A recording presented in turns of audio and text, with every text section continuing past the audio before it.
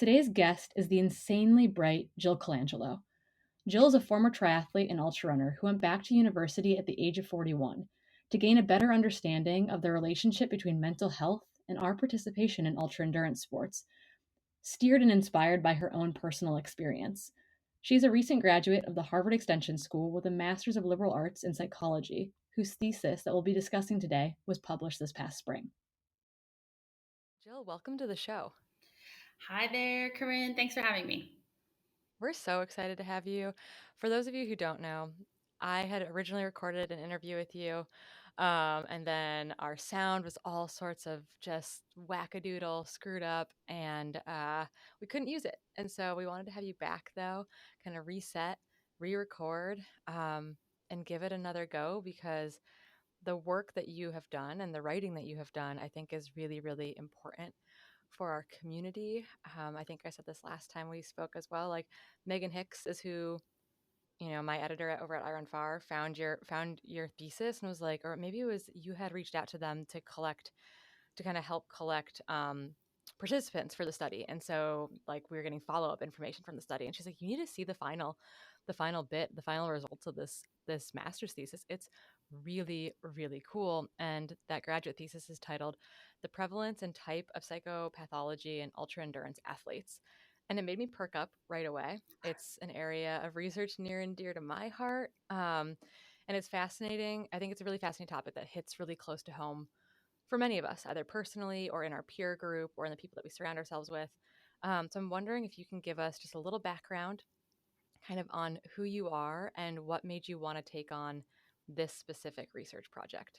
Yes, I would love to. First of all, thank you again for having me. And I'm sorry that the audio didn't work on the first one, but it gives me a chance to talk to you again, which I love.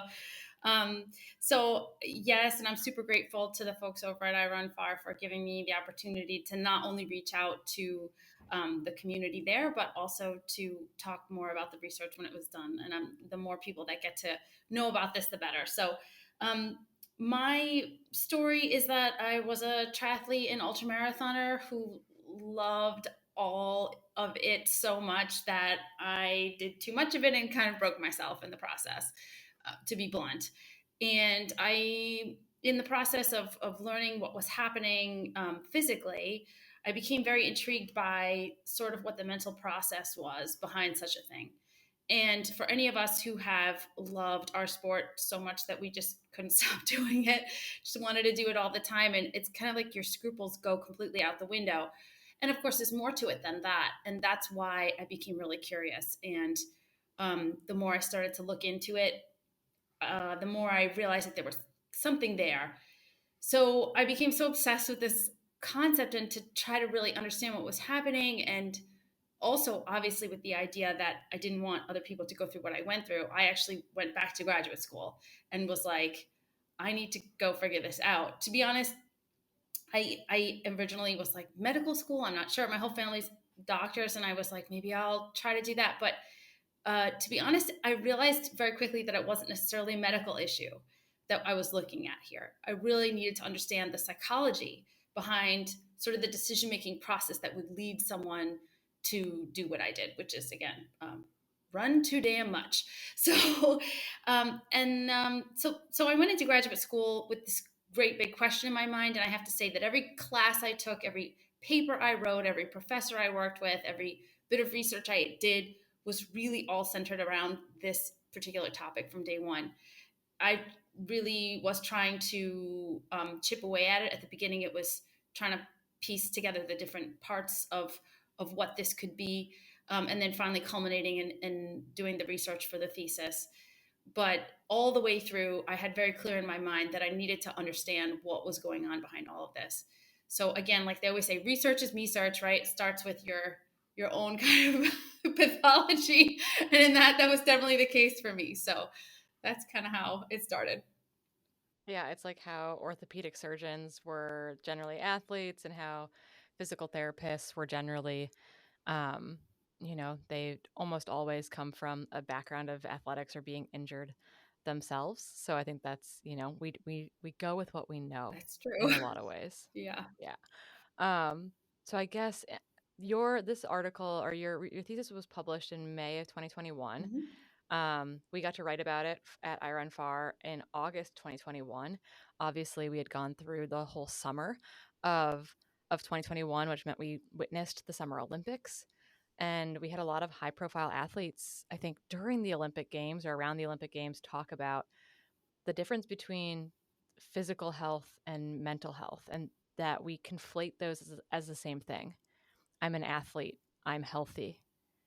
And it's not necessarily always the case. And I'm wondering, as your writing has come out, as you're doing more of this writing, and I think kind of hopefully like also working with athletes that are kind of in this area, or kind of working through this area, what does it mean to the community to be having these conversations and kind of like normalizing this topic, or being able to talk about this topic? Like, have you seen how that's changed or shifted since you started your master's thesis all the way up till now?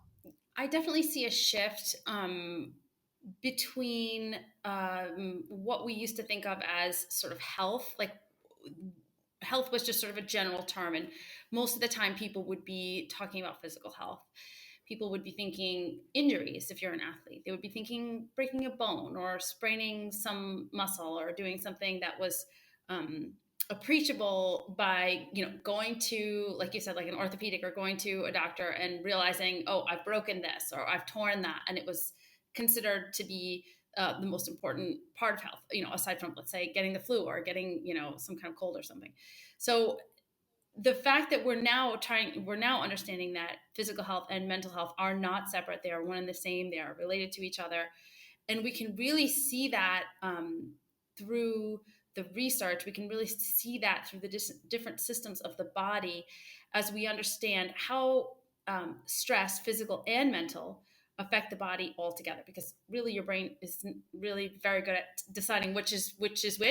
Physical stress or mental stress. It kind of sees it all the same, and it is, your brain is designed to protect you from both or either.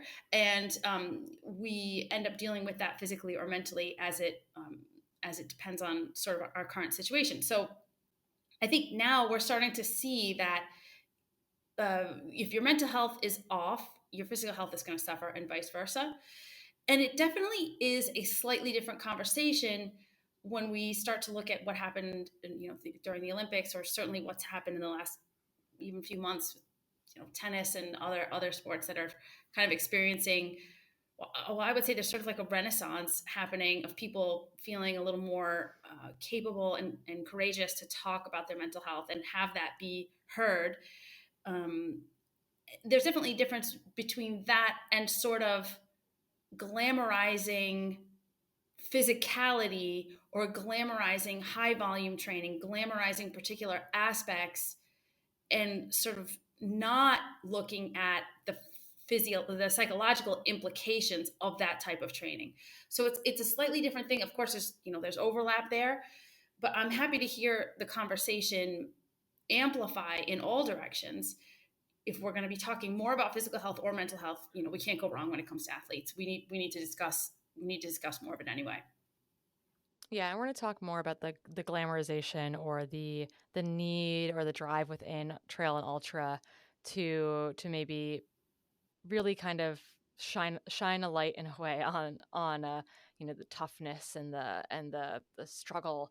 And we'll talk about that more in a second. We'll definitely be diving into that. But before we get too far away from it, just because I'm an ultra nerd, and it's really cool to see ultra specific research being done, because oftentimes we're extrapolating from road cycling or road marathons or Ironman studies or basic physiology studies when it comes to this, particularly in psychology. I think oftentimes we fall back on studies that might involve athletes, or even just like more kind of like bread and butter psychological studies. And so I would love if you could just share a little bit about kind of like the behind the scenes look at the setup for the study a little bit.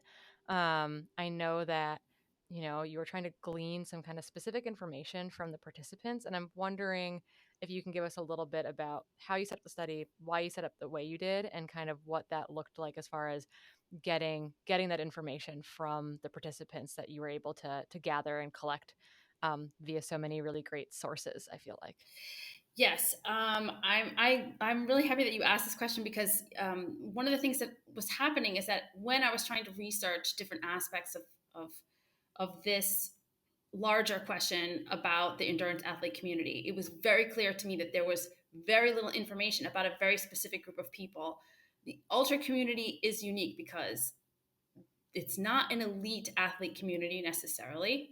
It is also not an amateur athlete community necessarily. It's not a collegiate athlete community. It's really its own kind of thing. There's very specific demographics that we're talking about. We're talking about someone who's older. You know, the average age of the participants, particularly in my study, were 42. You know, we're talking about somebody who has a certain amount of time on their hands, someone who has a certain amount of income. They can spend a lot of time training. This is someone who is very different than someone who's in college or a younger person. Just everything about it is different. And we're also talking about people who may not be winning races, but they are training as much or more as the people who are in a lot of cases. It's this weird thing, and anyone who's ever done an ultra knows this. It's that the person who is the least prepared, and when I say least prepared, I mean to say to the least prepared to win, not least prepared for the race. The person who is less likely to actually win the race is going to be the one that's out on the course the longest. And so by default, that person is training longer hours than the person who is actually winning the race. So this is a unique community of people. This is something different is happening here. There's more training hours, more stuff is happening. There was none of that out there. So I really wanted to make sure that I was capturing the people most important to this. It's not a university athlete necessarily. It was not going to be found in the university community. So this research was designed actually before the pandemic. I can't remember anything before the pandemic, but it was actually designed before the pandemic. And I was always going to be looking online, into some of the runner communities online, either through websites, podcasts, Facebook groups, and things like that, because I really wanted to get a pretty big cross section of folks from the US that I knew were really only going to be accessible that way. So the idea was to reach out to the different, different podcasts, different people, and ask if I could invite other endurance athletes in general. And by the way, that's the other thing, is that, yes, I always talk about ultra runners. Certainly, I figured they would be the core of the respondents, the participants, but I also had triathletes and people who were, endurance ocean kayakers, and people who did mountaineering, and straight up cyclists, and all kinds of folks that were out there just doing what they're doing for hours and hours every week. So it was really kind of cool to see a wide variety of people. So the study involved some demographic questions at the beginning, just to get an idea of who we're dealing with, age and race, gender, and those types of things. Also, a couple of questions about whether or not they had ever been diagnosed with any type of mental disorder. And I just want to point out that as I'm talking about this, the APA, the American Psychological Association, really likes the term mental disorder. The paper is written with that terminology. I think in our normal kind of colloquial conversation, we don't use the word disorder. It feels a little heavy, but I'm just going to use what's in the paper. So, not to be too heavy, but that's just how it goes. So whether or not folks had been diagnosed with mental disorder before participating in ultra endurance sport, or if they had been diagnosed after or during their time. For those who did have a diagnosis of some mental disorder, I asked some questions about alcohol use, and then it dove right into two instruments, or already verified and validated psychological questionnaires. One is a PHQ, patient health questionnaire, which almost anybody listening to this has probably answered at a normal, let's say, general practitioner or doctor's office visit. Ask some general questions about your overall health, specifically mental health. And then because this community, the endurance athlete community, it very much is, there's a real need to talk about nutrition and eating attitudes in these sports in a very particular way, because of the way we need to fuel ourselves, because of the way our races are structured, because of the fact that we take in nutrition that, one would argue that eating and taking in nutrition is just as important as putting the miles in. It was important for me to get a better understanding of what was happening in that way. So I also had folks do something called an Eat 26, so eating attitudes test. Is 26 questions. They are designed to understand things like potential for under eating, overeating, binge eating, and also so eating disorders and also disordered eating patterns, which are slightly different but no less important. um, the PHQ had like a couple questions on eating disorder, but I felt like we really had to include it. So those two instruments, and then really it was folks could enter into the survey from anywhere and answer it and send it off, and send it back to me, and um, collected all the data, and that's kind of how we started. I love these like survey studies in part because you get them into the right hands and all of a sudden your like pool of participants can just explode and you can really get some a really interesting population like into the survey and completing the survey. Like it just needs to get out to the right, sometimes surprising people, and then all of a sudden like your population is like, "Oh, we got quadruple the response we were hoping for," Yeah. which is really cool because you had what, over 500 Oh yeah. participants? I had 523 in the final, in the final survey, compiled data, but there were over 600 people, over 700 people I think that actually responded.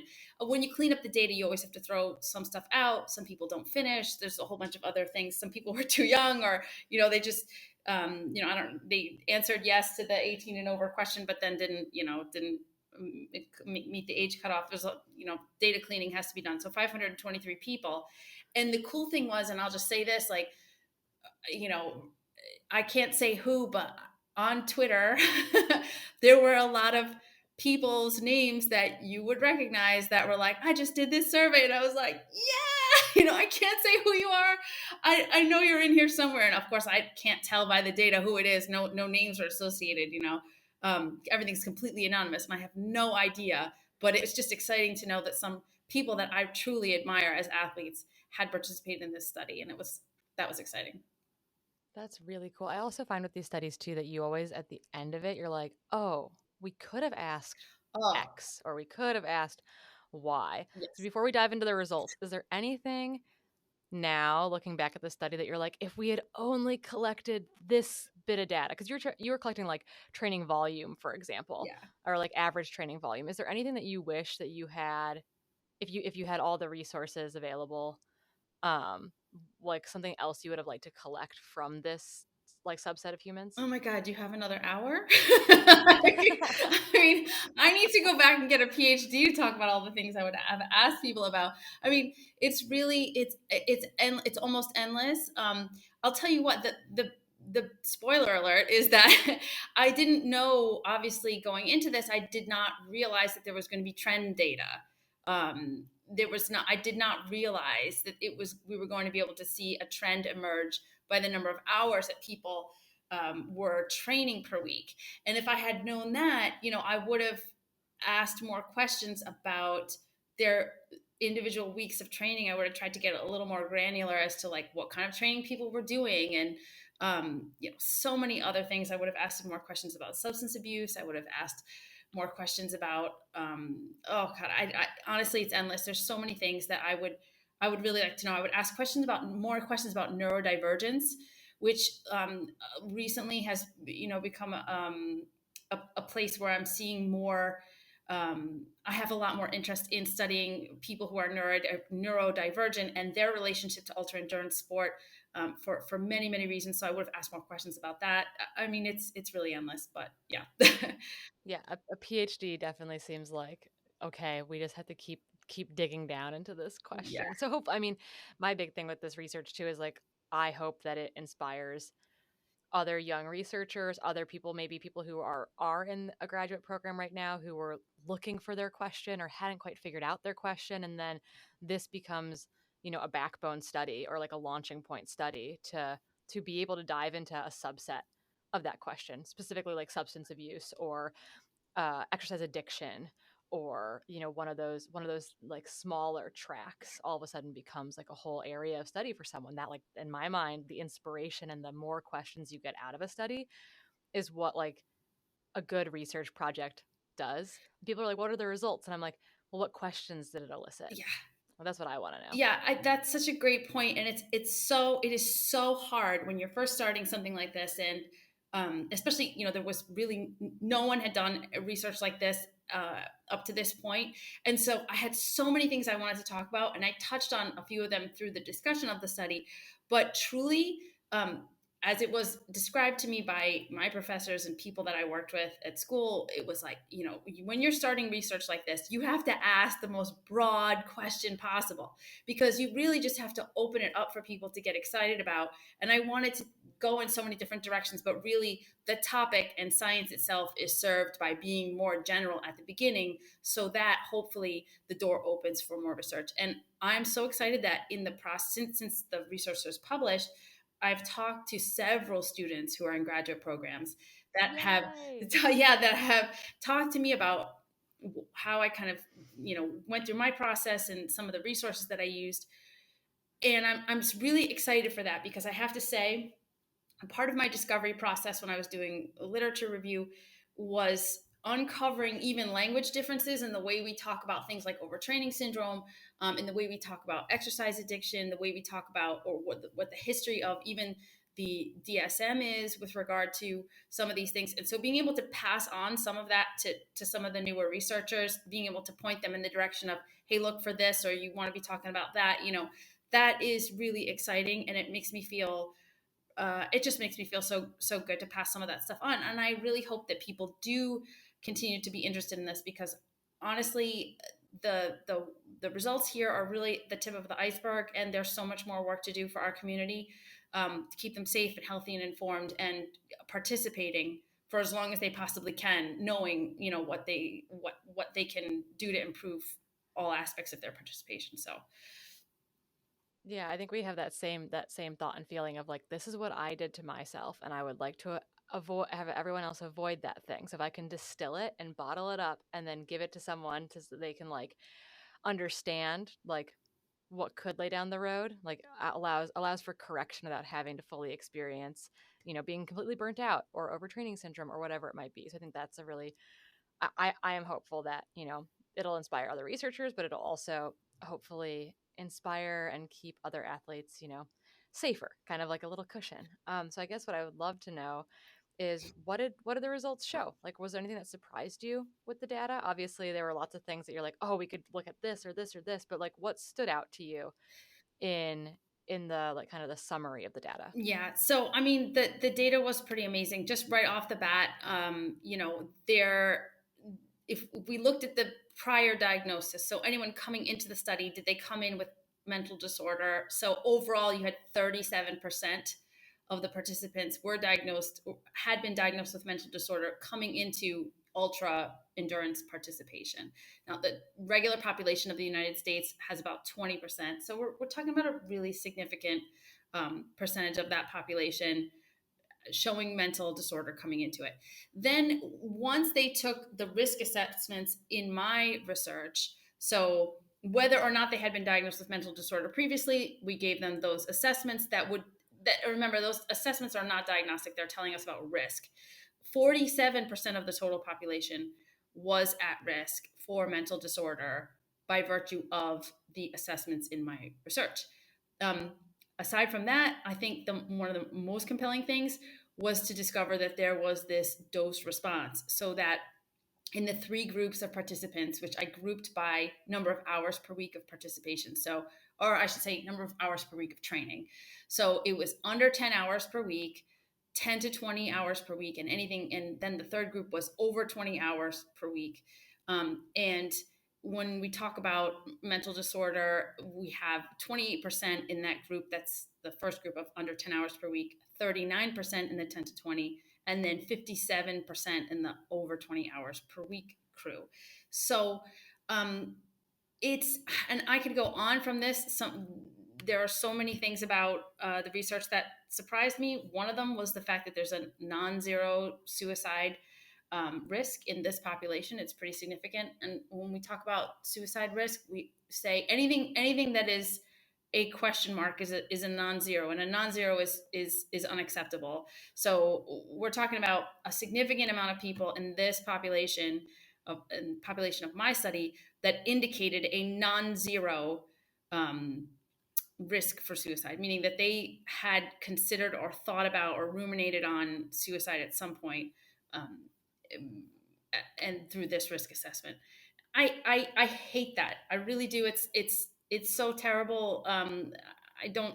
I get very like I don't know how to talk about it because it's very upsetting. And so 12% of the total study population could be at risk for suicide or self harm.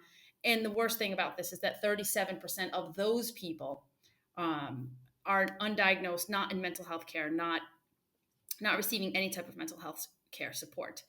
Um, and then finally, the one thing I will say that also was not shocking to me really, but it's nice to see the numbers show that the group that had the most undiagnosed and highest risk for disordered eating and eating disorder was men.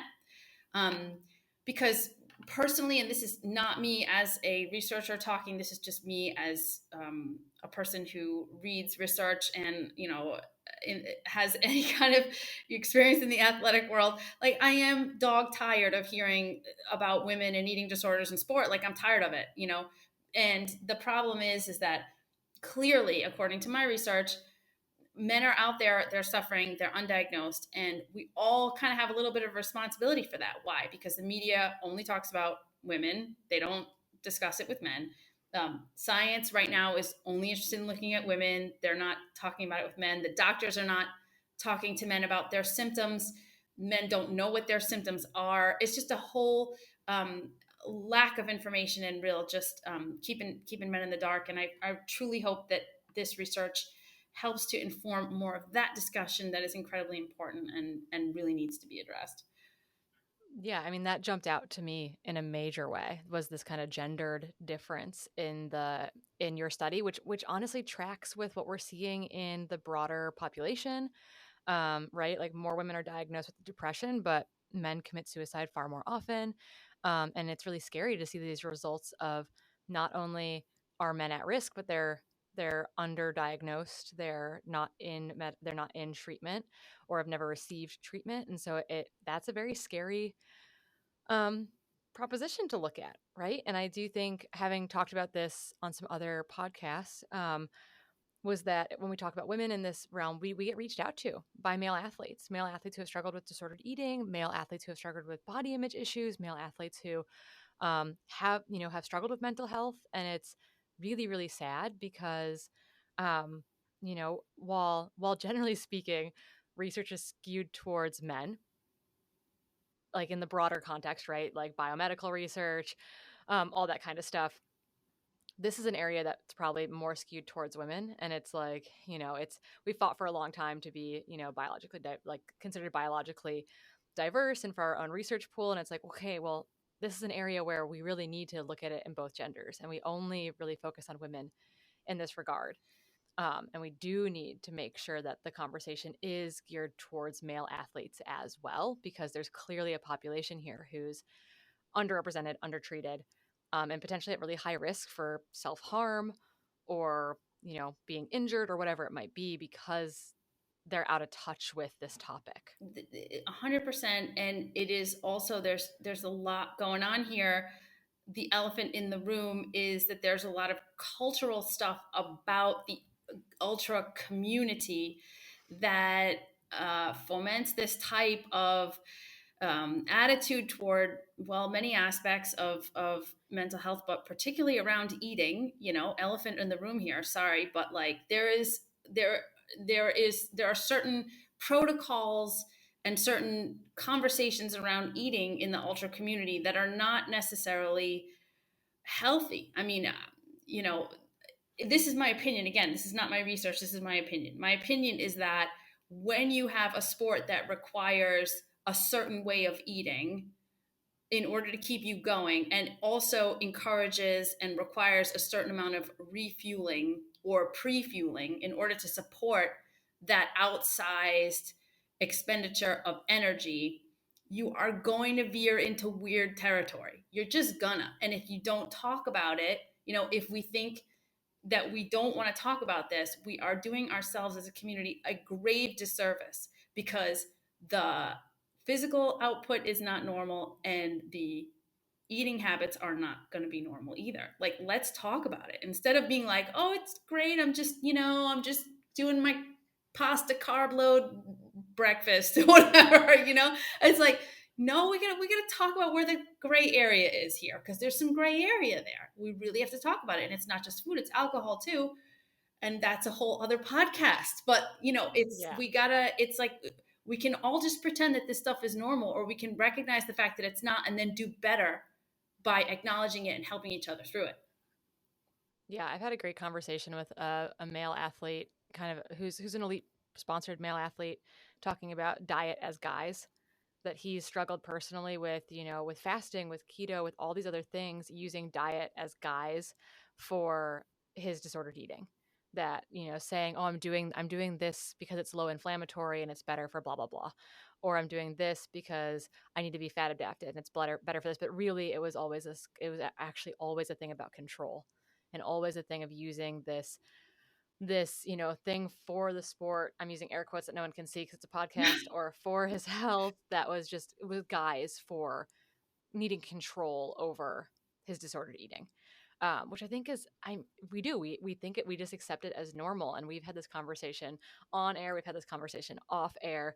You have a line, a sentence in your thesis that I will not be able to quote verbatim by any means, but essentially it's this idea of, there are many traits and attributes within the ultra and trail community that are not healthy, that we put on a pedestal, that we um that we kind of give kudos to, that we accept as normal.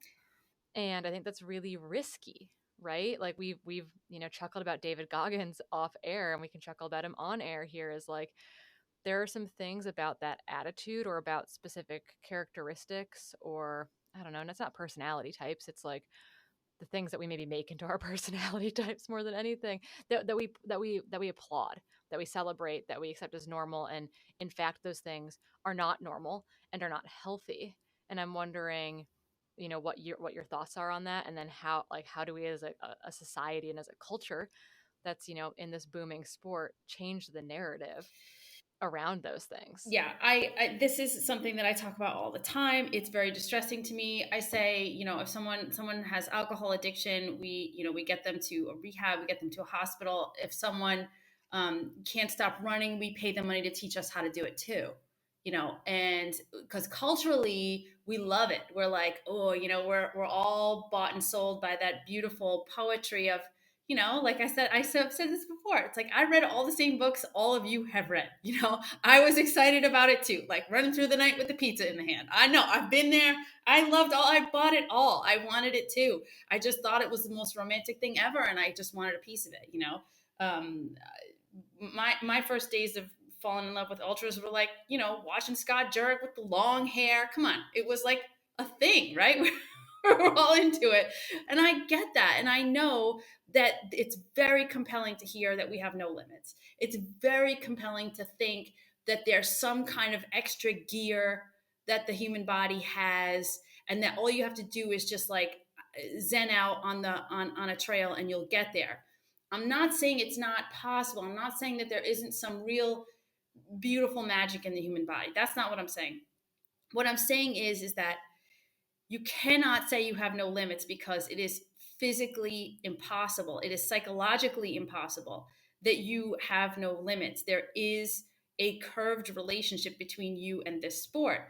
And if you understand where those limits are, you will help yourself by not slamming into them. It's like, everybody's limit's going to be different, by the way. It's going to be different for you, for me, for everybody. But the way we change the narrative about that is to embrace limits, like learn how to embrace limits, versus keep telling each other this same ridiculous poetry about how we don't have any. It's yours is going to be different than mine, but we all have them. And I feel as though that's the first step. I feel as though the media has a responsibility to, consider how much they glamorize certain runners for their abilities, certain ways of training, certain certain aspects of the sport, instead of really giving an even-handed opinion of what is happening, or an even-handed discussion of what potential concerns could be. It's just not the right thing to do, to just keep telling everyone that it's just this like magical thing. And if we can come back down to reality and realize that we are hurting ourselves by perpetuating that narrative, it would be, I think, very helpful for the community to realize that where there is reality, that's not a limit to you. That's knowledge and power. That's a way for you to avoid those limits. It's a way for you to really embrace, well, it's a way for you to do this longer than the heck I did. Okay. And that's really what I did this for. It's like, don't do what I did, because I blew myself up in a way that was really just really, I did a very good job. I did a very good job blowing myself up. So all I'm saying is that um, we all have a tiny bit of a responsibility here, as scientists, as researchers, as media, as folks who want to talk about ultra running, or ultra endurance sports. Like, the more realistic we can be, the better we help ourselves. Yeah, as soon as you said limits, I'm like, oh, why do I run ultras? And I think the common response is often to find my limits. I want to find my limits. I want to understand my limits.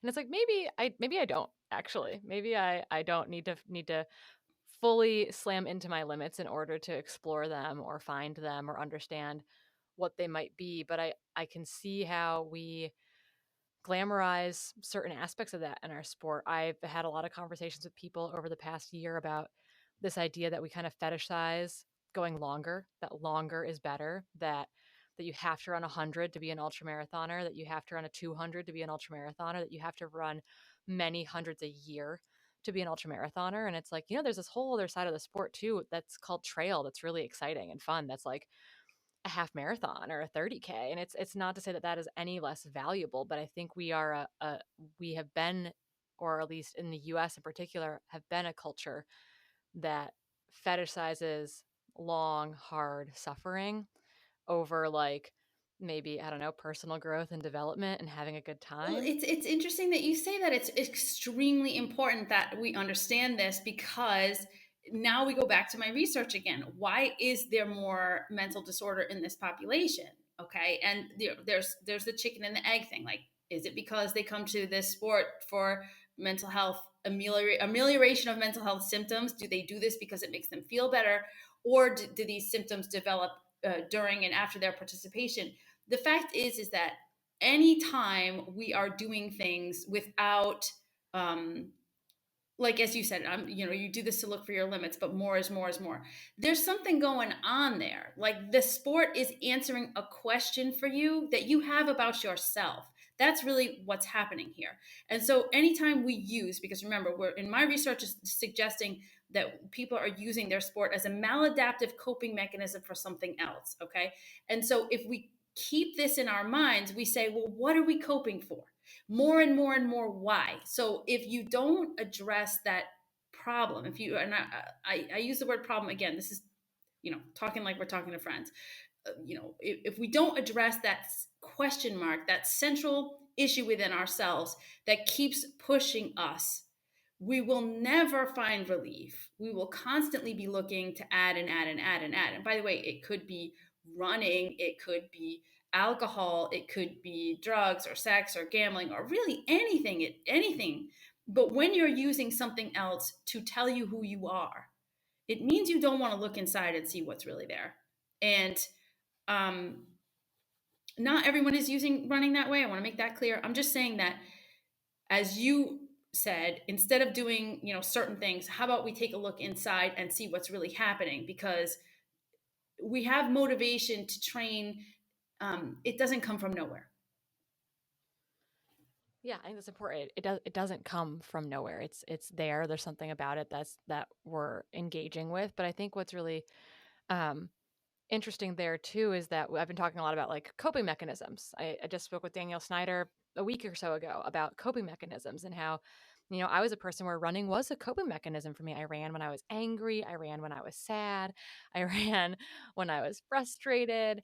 And when I added that on top of a training load that was already high because I was doing biathlon and it's, a Nordic skiing sport in which you train 20 plus hours a week, it became too high.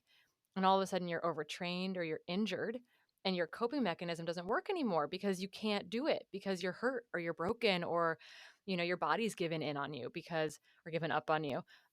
And all of a sudden, if that's your only coping mechanism, if that's your only form of self-medication, that's a dangerous place to be in. And I see it in myself. I see it in my peers and in people in our community. Like that to me is worrying.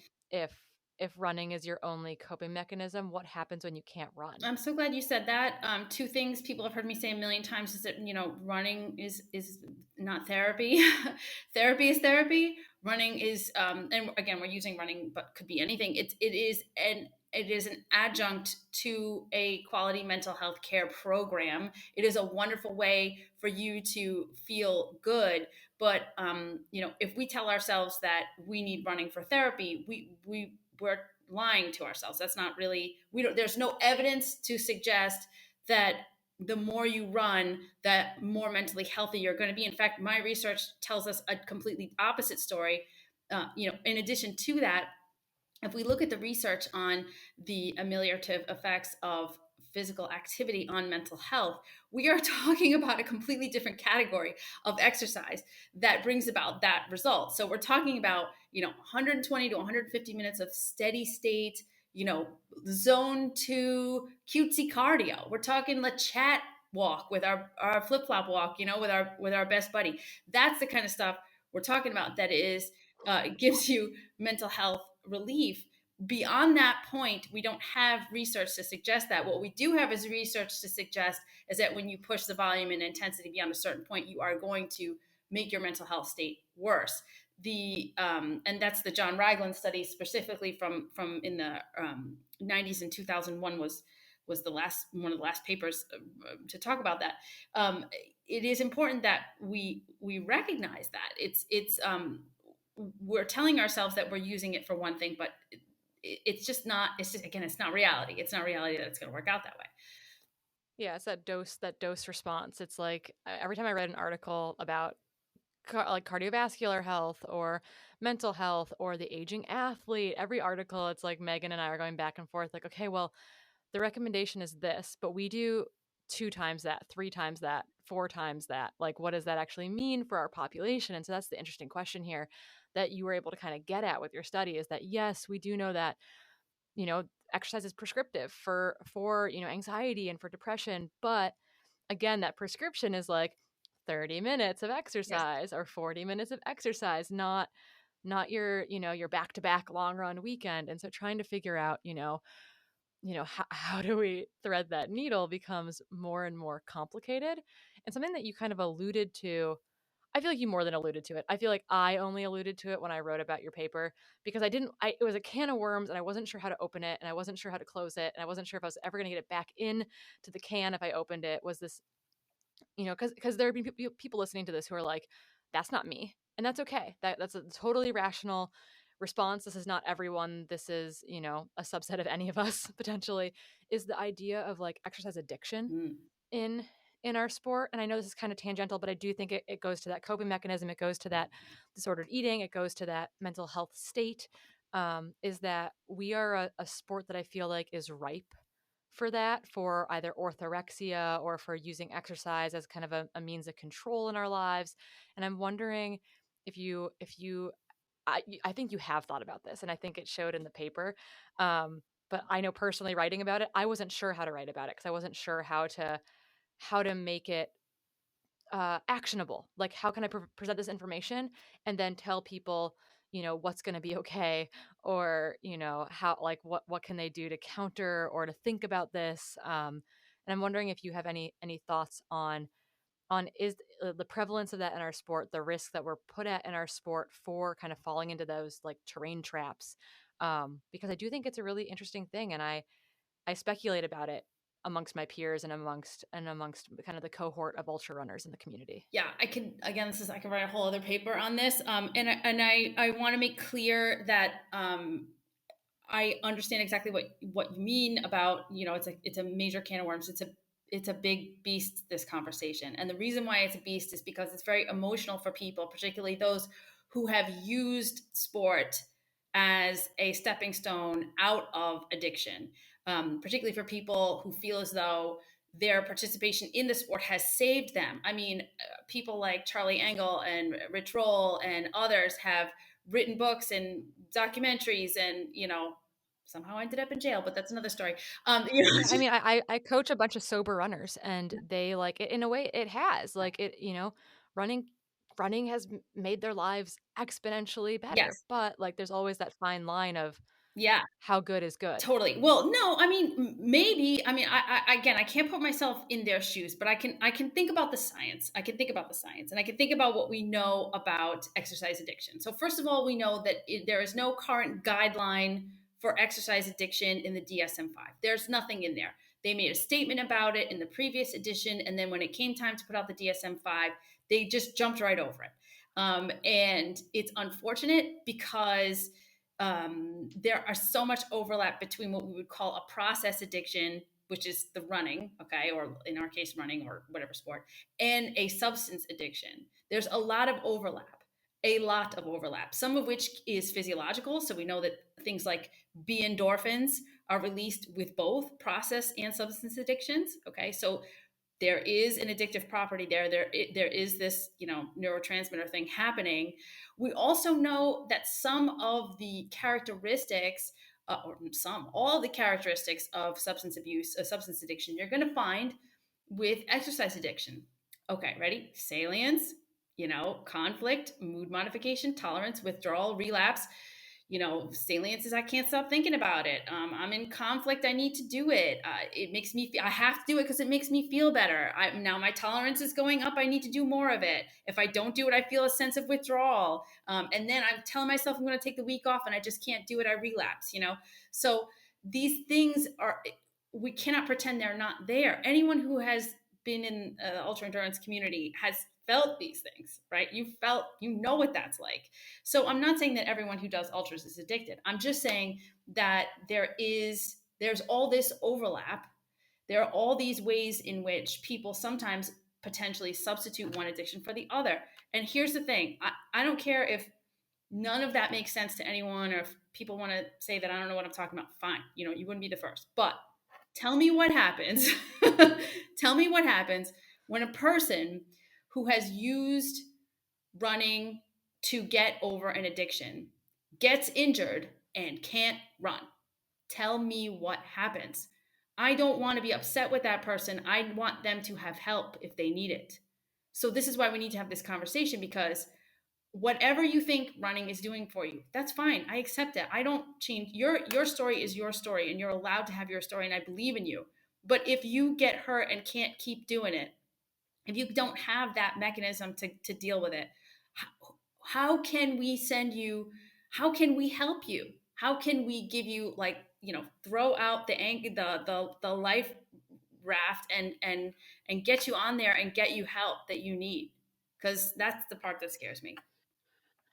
Yeah, 100%. That's got to be the biggest test of sobriety, right? For an athlete who has in a very positive way used running to get their life back. Yeah. Like, I think that's a very admirable thing, but you're right. Like, it puts them at heightened risk for relapse, for dealing really like in a really hard way with their sobriety when that's taken away.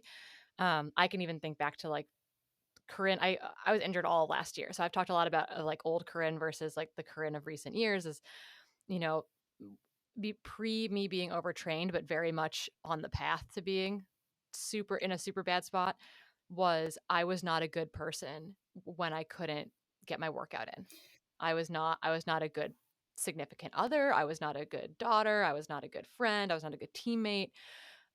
When something got in the way of me training that day or that week or whatever it was, and it was like partly in part because it was my coping mechanism, in a big way. And I don't know what changed between now and then. I think having exercise completely taken away must have meant that I had to like redevelop some coping skills during that time, because what I went through last year of basically a year off from running in a big way, like I would not have handled well 4 years ago, 5 years ago, definitely not 7 years ago. That was like the peak of my former overtraining. Like I can look back at those two different experiences and see a huge difference in being able to cope with that loss of this thing that makes me feel good. We love exercise. It does make us feel really good to move our bodies, but it's still not therapy. It's still not a good, maybe your only coping skill. But I can see how it does put us at a huge risk for that to be all taken away. And so I'm wondering, having published this thesis, kind of looking out the other end of it, while getting to work, with other grad students now who are coming up through these programs, while getting to work with athletes, while getting to write more about this topic. What can our listening audience do for themselves, for a significant other, for a peer, for a friend who maybe they're worried about, or maybe they're worried about themselves, right? Like this is a lot of information that someone listening to could be like, that sounds like me. I don't know what to do now. Like what direction can we steer them so that there's not a sense of doom and gloom hanging over, kind of is running bad for me type of thing. Yeah. Running is not bad for you. You are bad for you. I'm kidding. No, but the thing is that, first of all, I find that people, there's still the virus of the, and I'm doing air quotes too now. See, we're both doing it. Just my mental health. There's still this kind of stigma that if I'm thinking about something that makes me feel bad, or if my mental health is affected, that it's just my mental health versus breaking a leg or getting a stress fracture or getting really sick in some other way. So I find that sometimes it's important to let people know that there are physiological things happening here. There's something called the allostatic load of stress, which is to say that the sum total of physical and mental stress is going to affect your endocrine system by way of HPA axis dysfunction. I know that's a mouthful, but please know that what you're experiencing is very, very not just. There's more. It's happening physiologically. There's tons of research to support this. So please understand that it's not just.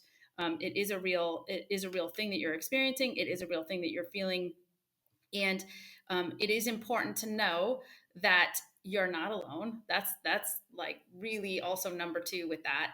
For every person that either reads my research or talks to me about this stuff, and I've counseled so many athletes on these things on a one-to-one level, and every single person thinks that they are doing something wrong, that somehow the sport is not having the desired effect on them, like they must be doing something wrong because all they're consuming on social media is evidence, again air quotes, of other people's success. So they feel like, well, what am I doing wrong? I feel like a failure at this. You're not. What you're seeing, on social media and online is not real. The books that you're consuming, if you're reading again, I'm sorry to call them out, but if you're reading the David Goggins of the world and you're buying into all of this, bro science of like, we don't have limits and stuff, also that's not real. And honestly, if people want to know what's really happening, and why they're maybe not feeling good, I know this is plug for my research, but either read my paper, or if my paper doesn't interest you, go to the references section of my paper and read what all those other people had to say about this topic, because there's plenty of folks out there that do realize that something is going on. It just hasn't been all put together yet. My hope is that there will be more steps taken in a more formal way to support athletes who need assistance and who really do want to talk about this. But it has to kind of start grassroots within all of us. So the more we talk about this, the more that we reach out for help and help each other. Um, your crazy running friend who doesn't, who can't stop and doesn't want to stop and always seems to be up for a run, like next time you go out with that person, like ask them how they're doing. Like ask them what's going on in their life. Like stop running out there just talking about training. Like ask each other how you're doing. Ask each other what is going on in your lives, because sometimes all you need to do is just ask a question. So anyway, I just feel like overall everyone just needs to be kinder to each other and try to get closer and ask deeper questions. I wish I could tell you that there was, like I said, um, more formal ways of dealing with this stuff. There right now, there's not a lot, but there's a ton of mental health care out there. There's a ton of people you can turn to for general mental health care, and that that's really important. At least we know we have that. I think we're gonna kind of slowly wrap up now with three like quick little follow up questions. 'Cause I think it's a good place to leave that with everyone, and people will be able to reach out to you, which I think will be really huge for a lot of folks. So my first one, which I think just piggybacks off of what you just said, was, and I've been asking everyone this kind of in regards to their area of expertise or their topic areas. What do you wish you knew, that what is something that you wish that when you were in that place of loving, maybe loving ultra too much, that now? Like if you could go back and tell that Jill, hey, like blah blah blah. What would that statement be to former Jill, that so that you yeah are implementing now, or that you recognize now? Yeah, I mean, so first of all, more mental health care, because I know, like you said, that you used training to take care of all of your mood states, and I did too. I used training to get through a lot of different difficult moments in my life, different very traumatic and even not so traumatic situations. I was able to kind of drown out a lot of thoughts on the trail for sure. And so I would tell myself mental health care. I really needed to go and talk to someone who would listen to me and help me guide through. Second thing is a very practical one, which is periodization of training and rest days. I mean, that would have really, even if I just had that, that would have helped me a lot. Um, Everything I write about now I write for triathlete.com, everything I write is almost all of it has touches on the fact of the need for more rest and more recovery, because your body can only take so much. You really have to do that. And third, I would say also just good nutrition. I mean, in my case, it's sort of specific. I had celiac disease and wasn't really replenishing foods in the way that I should have been. So that was kind of my bad, but definitely seek, I've talked to nutritionists, dietitians before. I want to be clear, registered dietitians, by the way, there's websites you can go to find real registered dietitians who know how to fuel athletes. Eating is important. Don't think that just because you know how to chew that you know how to feed yourself. So find somebody who can help you with that. And honestly, I would just say, like, the last thing too, this is really important. Like, get another hobby. Like, don't just be a runner. Like, there are sweaters to be knit. There are puzzles to be done. There are, like, I don't know, find something, join a book club. Like, please have outside interest, because if your only interest is triathlon or ultra marathon or whatever, like, it's not going to be healthy for you long term. It's important that you connect with other people, not just in our community, but in others, and find the other parts of yourself that are equally wonderful as the ones that move their feet up and down the trail all day. Like, you're awesome all the way around. You're not just a runner. You're so many other things. So, cultivate those things as well. That's super important. I'm always like, yeah, just take up knitting. Just add knitting to your life. I'm a terrible knitter. I can only knit in the round, and I only knit cowls. So it's not a super I don't know, my family members are sick of getting cowls as Christmas presents. But I made it, so it comes from the heart. I love it. Two other things. The other one is, people enjoyed this conversation, and obviously, yes, go read Jill's thesis. It's amazing.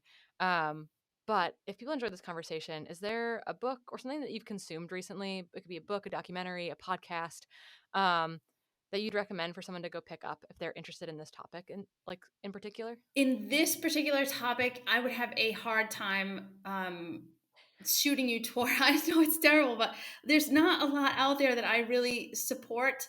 There are people that I think are saying good things about this topic. I think there are people are emerging more and more. You guys are doing a great job about talking about a lot of these things. There are some other podcasts that are starting to come around to be willing to talk about these. There are a couple, and again, I'm not going to name any names, that have avoided talking to me, and avoided talking, even, and we're friends, and they have avoided talking to me and talking about this because I think it feels like it's scary, but it's not scary. I promise you that um, anything that you do, to answer your question, anything that you do to foment and to support who you are as a person deep inside, and if it's meditation, if it is through your religion, your social circle, your family, your loved ones, anything that you can do, anything you can read or study that helps you cultivate that person who you are inside is going to help you with this.